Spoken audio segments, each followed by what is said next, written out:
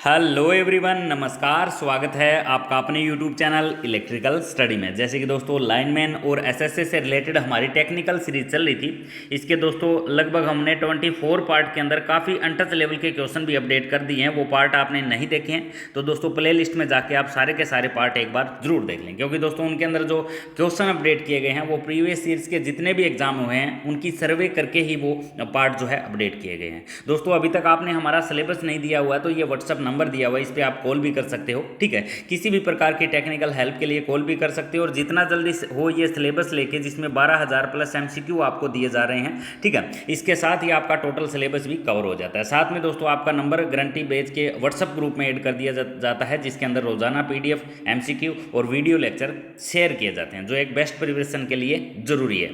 तो दोस्तों आज का जो सेशन हमारा रहेगा, कुछ अच्छे लेवल के क्वेश्चन जो प्रीवियस ईयर एग्जाम के अंदर रिपीट किए गए हैं वो दोस्तों हम लेके आए हैं। ठीक है, तो चैनल पर दोस्तों नया है तो चैनल को सब्सक्राइब जरूर कर लें ताकि लेटेस्ट वीडियो की अपडेट आप तक पहुंचती रहे। और दोस्तों वीडियो को अभी तक लाइक नहीं किया तो लाइक जरूर कर दें। तो बिना टाइम बर्बाद किए शुरू कर लेते हैं आज के इस सेशन से।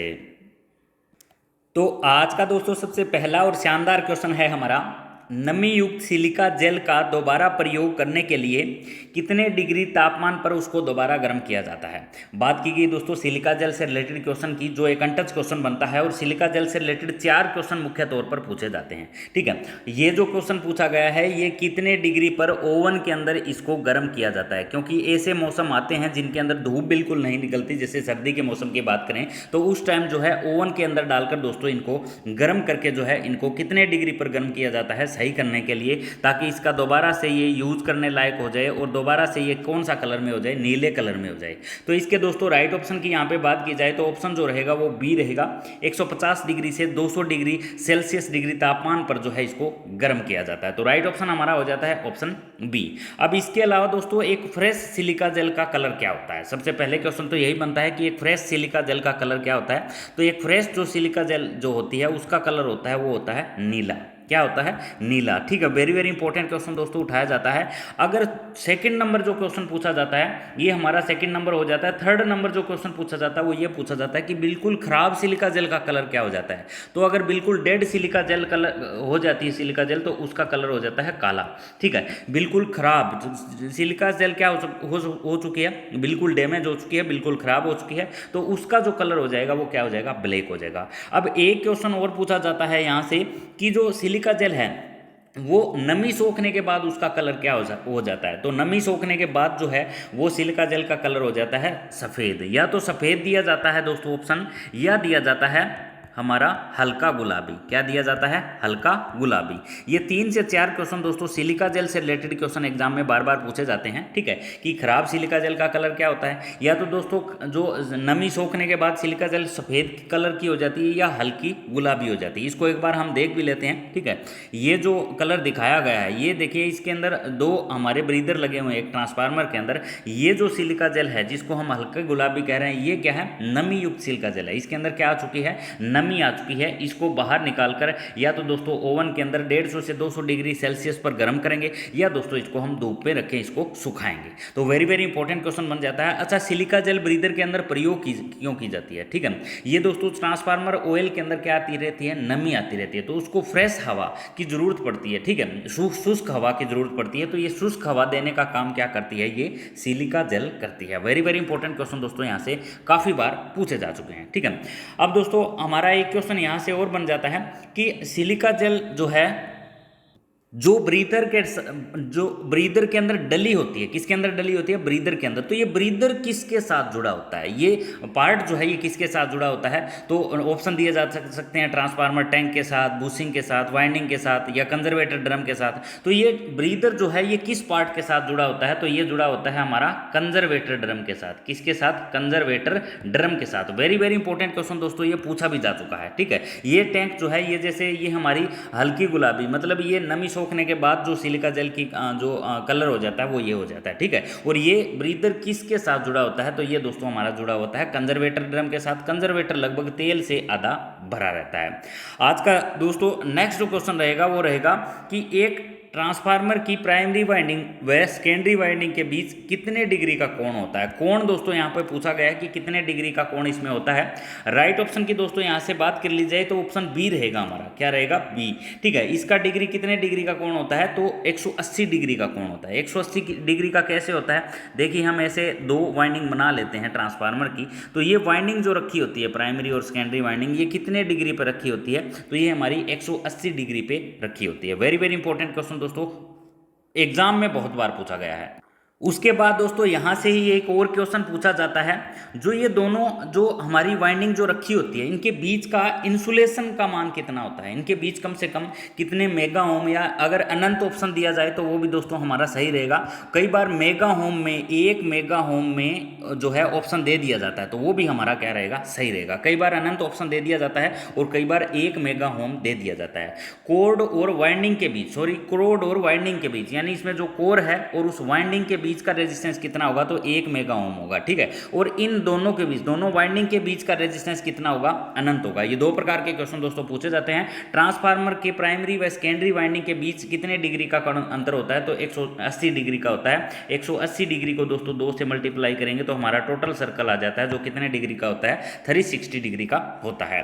नेक्स्ट क्वेश्चन पूछा गया है दोस्तों, आप जैसे कहते हो कि इलेक्ट्रॉनिक्स के क्वेश्चन हम जरूर लेके आए, तो FET की बात की गई है दोस्तों। FET से रिलेटेड आपको पता है कि क्वेश्चन एग्जाम में, हर एक एग्जाम में बार बार पूछे जाते हैं। तो इसकी राइट ऑप्शन की दोस्तों बात की जाए तो FET में कितने PN जंक्शन होते हैं, तो FET के कितने PN जंक्शन होते हैं, 2 PN जंक्शन होते हैं। ठीक है, अब 2 होते कौन कौन से हैं, ये जानना भी बहुत ज़्यादा जरूरी है। तो इसकी बात की जाए तो एक हमारा पी टाइप हो जाता है और एक हमारा एन टाइप हो जाता है। इसके बाद का जो क्वेश्चन पूछा जाता है कि FET कैसी युक्ति है, तो FET जो होती है वो एक वोल्टेज कंट्रोल युक्ति होती है। कौन सी होती है, वोल्टेज कंट्रोल। बहुत ज़्यादा बार एग्जाम में क्वेश्चन पूछा गया है कि FET क्या है। FET की फुल फॉर्म बनती है फील्ड इफेक्ट ट्रांजिस्टर, और ये क्या कंट्रोल युक्ति होती है, ये एक वोल्टेज कंट्रोल युक्ति है। क्या है, वोल्टेज कंट्रोल। दोनों के दोनों क्वेश्चन दोस्तों FET से जुड़े हुए बहुत ज़्यादा बार एग्जाम में रिपीट किए गए हैं। नेक्स्ट क्वेश्चन पूछा गया है, टावर या खंभों का प्रयोग कितने केवी से अधिक लाइन में किया जाता है। टावर या खंभों की दोस्तों बात की गई है कि कितने केवी से अधिक लाइन के अंदर किया जाता है। तो राइट ऑप्शन की दोस्तों यहां से बात की जाए तो ऑप्शन हो जाता है हमारा ए, 33 केवी से अधिक। 33 केवी से अधिक जो वोल्टेज हो जाती है उस प्रकार की लाइन के अंदर जो है जो प्रयोग किया जाता है वो किया जाता है हमारा टावर या खंभों का प्रयोग। बहुत ज़्यादा बार ये भी क्वेश्चन दोस्तों आपने देखा होगा, जो लाइनमैन और एसएसए का एग्जाम होता है तो उनसे रिलेटेड, इंसुलेटर से रिलेटेड और खंभों से और टावर से रिलेटेड बहुत ही ज़्यादा बार टच क्वेश्चन जो है वो बहुत बार पूछे गए हैं। इसके साथ जो मिलते जुलते क्वेश्चन पूछे जाते हैं वो क्वेश्चन पूछे जाते हैं कि किसी भी खंभे का कितना प्रतिशत भाग जो है वो ज़मीन में स्थापित किया जाता है, यानी कितना हिस्सा जो है वो ज़मीन में स्थापित किया जाता है। तो छठा भाग, किसी भी पोल का छठवां जो भाग होता है वो ज़मीन के अंदर स्थापित किया जाता है, और 5/6 जो भाग बनता है ये दोस्तों कहाँ रखा जाता है, बाहर रखा जाता है। ये क्वेश्चन भी एग्जाम में पूछा जा चुका है। अब बढ़ लेते हैं नेक्स्ट क्वेश्चन की तरफ। नेक्स्ट जो है, एक ट्रांसफार्मर में पूर्ण भार तांबा हानि 600 वाट है, तो आधे भार पर तो आधा भार अगर कर दिया जाता है, फुल लोड पर कितनी है, कॉपर हानि की बात की जाए तो 600 वाट है, और जब हाफ बार पर, आधे बार पर अगर तांबर हानियां पूछ ली जाती है तो सिंपल आपको कुछ नहीं करना होता है, इसको 4 से भाग कर देना होता है। ठीक है, ये हमारी 150 वाट जो है वो हानि आ जाती है। ठीक है, क्योंकि दोस्तों कॉपर हानि की बात की जाए ट्रांसफार्मर के अंदर अगर लोड हाफ कर दिया जाता है तो ये 4 गुना कम हो जाती है। कौन सी हानि, कॉपर हानि की बात की जाए। फुल लोड पर हानि कितनी है, 600 वाट। अगर हाफ कर दिया जाए तो ये हाफ नहीं होगी, हानि कितनी हो जाएगी, 4 गुना कम हो जाएगी, यानी 150 वाट हो जाएगी। हानि को किस में मापा जाता है, तो वाट के अंदर मापा जाता है। 150 वाट हमारी हो जाएगी। राइट ऑप्शन हमारा हो जाएगा ऑप्शन सी। बढ़ लेते हैं नेक्स्ट क्वेश्चन की तरफ। नेक्स्ट जो क्वेश्चन बताया गया है, पीएन संधि डायोड कौन सी अवस्था पर कार्य करता है। तो पीएन संधि डायोड जो होता है वो किस अवस्था पर कार्य करता है, तो ये फॉरवर्ड बायस पर काम करता है। किस पर, फॉरवर्ड बायस पर। पीएन संधि की दोस्तों बात की जाए तो लगभग 3 से 4 क्वेश्चन से ही रिलेटेड एग्जाम में प्रीवियस ईयर के जितने भी एग्जाम हुए हैं पूछे गए हैं। एक तो दोस्तों यही बन जाता है कि पीएन संधि डायोड कौन सी अवस्था पर कार्य करता है, तो हमारा फॉरवर्ड बायस हो जाता है। पीएन संधि डायोड एसी धारा के कौन से चक्कर पर कार्य करता है, एसी धारा के कौन से चक्कर पर कार्य करता है, ये क्वेश्चन पूछा जाए तो ये किस प्रकार कार्य करता है, ये दोस्तों धनात्मक पर कार्य करता है। जो ऊपर वाला हिस्सा होता है इस पर कार्य करता है। ये किस चक्कर पर कार्य करता है, धनात्मक पर। एक क्वेश्चन ये पूछा जाता है। इसके अलावा जो अगला क्वेश्चन पूछा जाता है, पीएन संधि डायोड कौन सा स्विच है, ये कौन सा स्विच है, ठीक है। तो ये स्विच की दोस्तों बात की जाए तो ये एक द्वितीय स्विच है। कौन सा है? एक द्वितीय स्विच। यहाँ से भी क्वेश्चन कई बार पूछा गया है, ठीक है, क्योंकि पीएन जंक्शन क्या है? एक स्विच है। और कौन सा स्विच है? ये एक द्वितीय स्विच है। इसके बाद जो थर्ड क्वेश्चन यहाँ से पूछा जाता है वो पूछा जाता है कि पीएन संधि डायोड कौन सी अवस्था में जो है इसकी जो अपक्षय परत होती है वो मोटी होती है। तो रिवर्स अवस्था में जो है इसकी जो अपक्षय परत होती है वो क्या होती है? मोटी होती है। इससे रिलेटेड लास्ट जो क्वेश्चन पूछा जाता है वो पूछा जाता है कि पीएन संधि डायोड की रिवर्स अवस्था में करंट का मान क्या होता है? रिवर्स अवस्था में करंट का मान, ये जो है फॉरवर्ड बायस, ये रिवर्स बायस, तो इस अवस्था में करंट का मान क्या होता है? तो इस अवस्था में करंट का मान होता है हमारा 0। ये 4 से 5 क्वेश्चन दोस्तों पीएन संधि डायोड से बन जाते हैं जो बहुत ज़्यादा बार पूछे जाते हैं। सबसे पहला क्वेश्चन तो यही बन जाता है, पीएन संधि डायोड कौन सी अवस्था पर कार्य करता है? तो फॉरवर्ड बायस पर कार्य करता है। अगला क्वेश्चन बन जाता है, पीएन संधि डायोड एसी धारा के कौन से चक्कर पर कार्य करता है? तो धनात्मक चक्कर पर कार्य करता है। जो एसी की साइकिल ऊपर की तरफ जाती है इस पर कार्य करता है। पीएन संधि डायोड कौन सा स्विच है? तो ये एक द्वितीय स्विच है। कौन सा स्विच है? एक द्वितीय स्विच है। अगला क्वेश्चन पूछा जाता है कि इसकी पीएन संधि डायोड की कौन सी अवस्था है जिसमें जो अक्षय इसकी परत होती है वो मोटी होती है? तो इसकी जो परत होती है वो रिवर्स अवस्था में मोटी होती है। किस अवस्था में? रिवर्स। और जो 5 नंबर क्वेश्चन पूछा जाता है, जो पूछा गया है आज तक एग्जाम में, पीएन संधि डायोड की रिवर्स अवस्था में प्रवाहित धारा का मान क्या होता है? धारा का मान पूछा जाए तो धारा का मान हो जाता है हमारा 0। क्या हो जाता है? 0। ये 5 क्वेश्चन दोस्तों पीएन संधि डायोड की जो से रिलेटेड बनते हैं और जो एग्जाम में पूछे भी गए हैं। नेक्स्ट क्वेश्चन जो पूछा गया है वो है हमारा, दो एसी राशियों के बीच यदि 180 डिग्री का अंतर हो तो उन्हें क्या कहते हैं? दो एसी राशियां यानी अल्टरनेटिंग राशियां हैं, उनके बीच किस डिग्री का अंतर है? 180 डिग्री का अंतर है, तो उसको क्या कहा जाता है? एंटी फेज कहा जाता है। क्या कहा जाता है? एंटी फेज कहा जाता है। अब इससे रिलेटेड और 1-2 क्वेश्चन और बनते हैं जो 2016 के एग्जाम में भी क्वेश्चन पूछा गया था। हमारा लाइनमैन के एग्जाम में क्वेश्चन बनता था कि दो एसी राशियों के बीच यदि 90 डिग्री का अंतर है, कितने डिग्री का?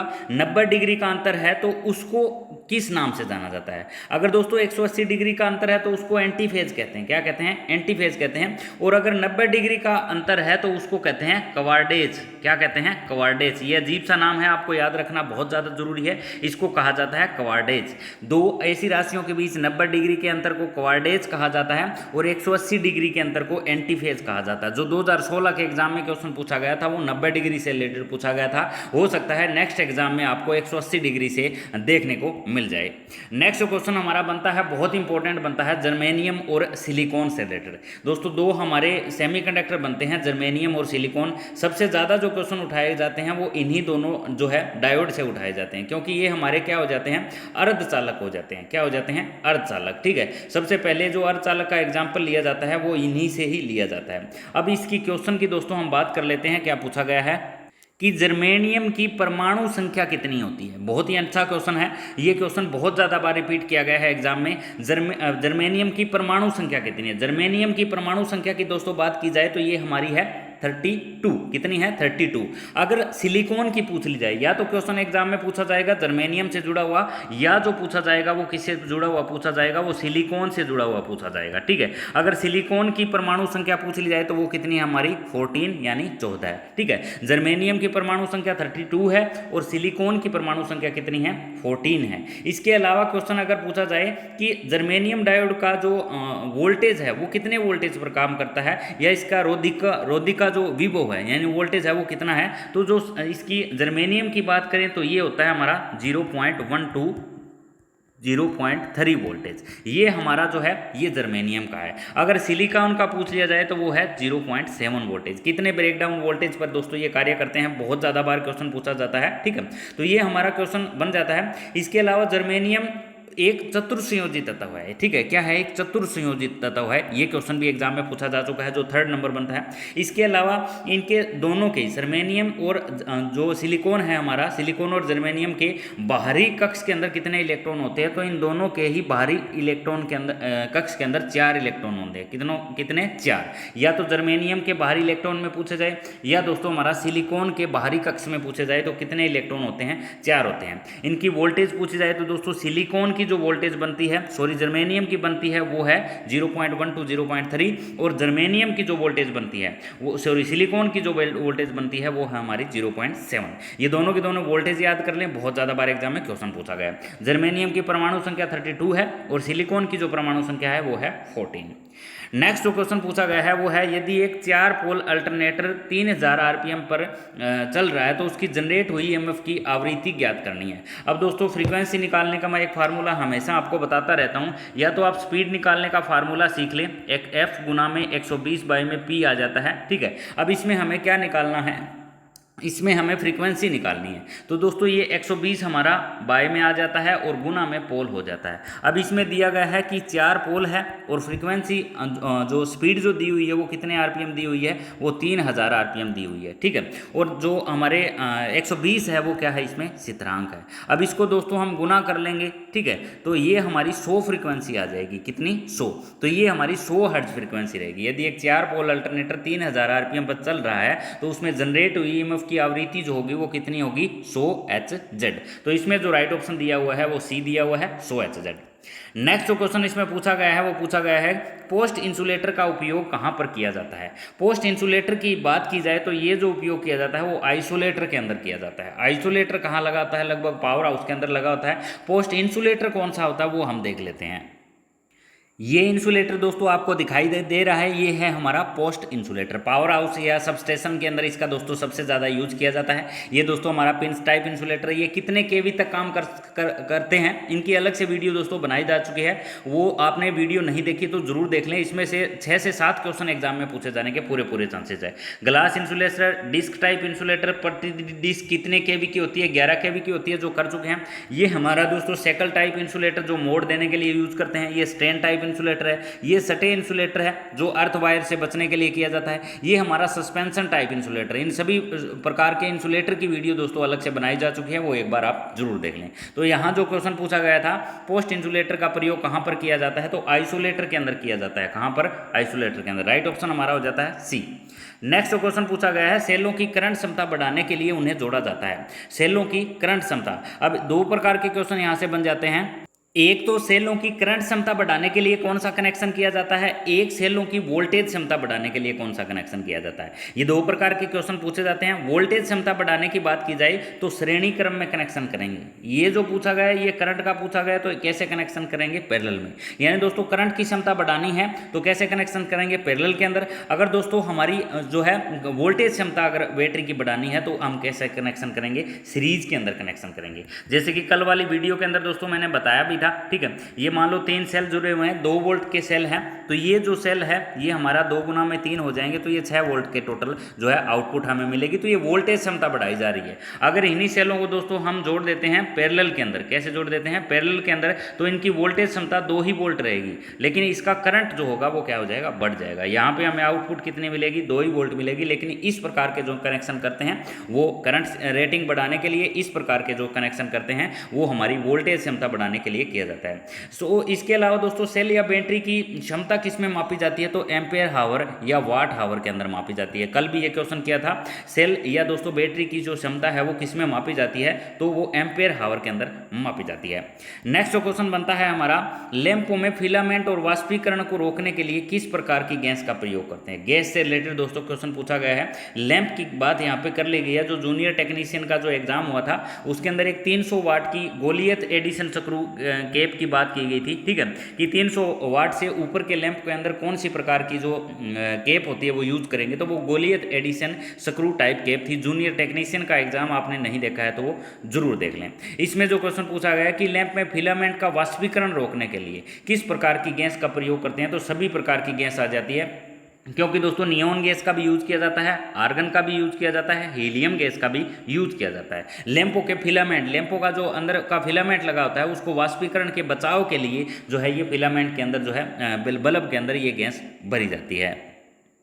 इसके अलावा दोस्तों लैंप से रिलेटेड जो क्वेश्चन पूछा गया है वो सोडियम वेपर लैंप से प्रीवियस ईयर के जितने भी एग्जाम हुए हैं उनमें पूछा गया है। ये लैंप जो है दोस्तों कैसे होता है स्टार्ट और कितना ये टाइम ले लेता है, इसकी स्टार्टिंग के अंदर रोशनी कितनी होती है। तो स्टार्टिंग के समय ये कैसी रोशनी देता है, ये हल्की गुलाबी रोशनी देता है। ठीक है, कौन सी रोशनी, हल्की गुलाबी रोशनी देता है। और जब पूरी तरह से स्टार्ट हो जाता है तो कौन सी रोशनी देता है, ये पीले रंग की रोशनी देता है। कितने रंग की, पीले रंग की। ये स्टार्ट होने में कितना समय ले लेता है, तो 15 मिनट का समय जो है इसमें लग जाता है। इसके पैरेलल में दोस्तों एक कैपेसिटर लगाया जाता है, सोडियम वेपर के पैरेलल में जो कनेक्शन किया जाता है कैपेसिटर का, ये पावर फैक्टर को इंप्रूव करने के लिए लगाया जाता है। किसको इंप्रूव करने के लिए, पावर फैक्टर को इंप्रूव करने के लिए। ये दोस्तों दो प्रकार के लैंप होते हैं हमारे, एक तो होता है high pressure sodium vapour lamp, एक होता है दोस्तों low pressure sodium vapour lamp.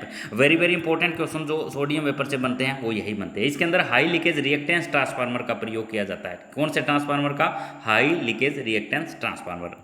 Next जो क्वेश्चन पूछा गया है वो बनता है हमारा हॉर्न गैप तड़ी चालक का प्रयोग कितने केवी तक किया जाता है।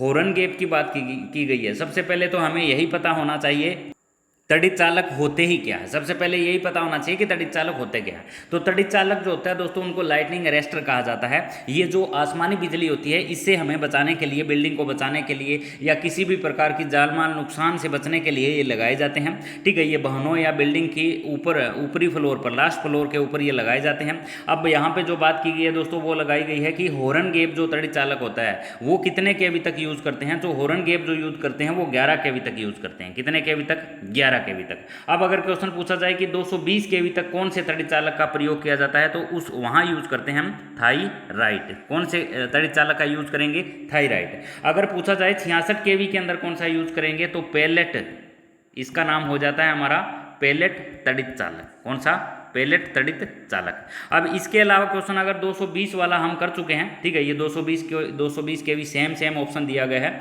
तो 220 के अंदर जो दूसरा तड़ित चालक यूज करते हैं उसको ऑक्साइड फिल्म टाइप कहते हैं। ऑक्साइड फिल्म टाइप तड़ित चालक, ठीक है, ऑक्साइड फिल्म टाइप तड़ित चालक। 220 के अंदर दो प्रकार के हम जो है तड़ित चालक यूज कर सकते हैं। तो तड़ित चालक कितने प्रकार के होते हैं, लगभग ये बेसिकली 4 प्रकार के होते हैं। जो मेनली क्वेश्चन पूछे जाते हैं वो हमारे 66 केवी से पूछे जाते हैं। और 66 केवी के अंदर किस प्रकार का तड़ित चालक यूज करते हैं, तो वो पेलेट टाइप तड़ित चालक यूज करते हैं। हॉर्न गैप की दोस्तों बात की जाए तो ये हमारा 11 केवी तक यूज किया जाता है। तड़ित चालक दोस्तों आसमानी बिजली से सुरक्षा के लिए जो है यूज किया जाता है।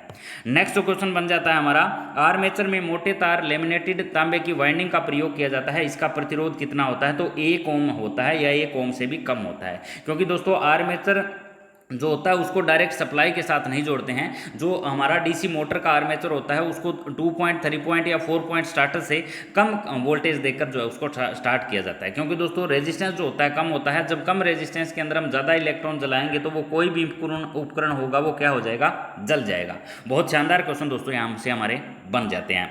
नेक्स्ट क्वेश्चन बनता है हमारा वह बल जो चुंबकीय परिपथ में चुंबकीय बल को गतिमान करता है। चुंबकीय परिपथ के अंदर चुंबकीय बल को क्या करता है, गतिमान करता है। यानी दोस्तों चुंबकीय फील्ड को वो उसके अंदर चला रहा है तो उसको क्या कहेंगे, एमएमएफ कहेंगे। उसको क्या कहेंगे, एमएमएफ, ठीक है, जिसको मैग्नेटोमोटिव फोर्स कहा जाता है। क्या कहा जाता है, मैग्नेटोमोटिव फोर्स। अब इसके अलावा रेजिडुअल मैग्नेट किसे कहते हैं, तो रेजिडुअल मैग्नेट क्या किसे कहते हैं, मान लो ये लोहे का टुकड़ा है, इसको हमने डीसी सप्लाई देकर मैग्नेट बनाया, ठीक है, और सप्लाई हटा लेने के बाद भी इसमें कुछ शक्ति जो रह जाती है, कुछ मैग्नेटिक पावर जो है वो रह जाती है, उसको कहा जाता है रेजिडुअल मैग्नेट। चुंबकीय फील्ड किसे कहते हैं, चुंबक के चारों ओर की जो मैग्नेटिक जो चुंबकत्व होता है, जो फील्ड होता है, जिसको हम अनुभव कर सकते हैं किसी भी तरीके से, कोई भी लोहे की वस्तु उसके नज़दीक ले जाके, तो उस प्रकार की जो लाइन ऑफ फोर्स चलती है उसको कहा जाता है हमारा चुंबकीय फील्ड। अब क्वेश्चन बन जाता है हमारा चुंबकीय फ्लक्स किसे कहा जाता है, तो चुंबकीय फ्लक्स हम किसे कहेंगे, चुंबकीय बल रेखाओं की संख्याओं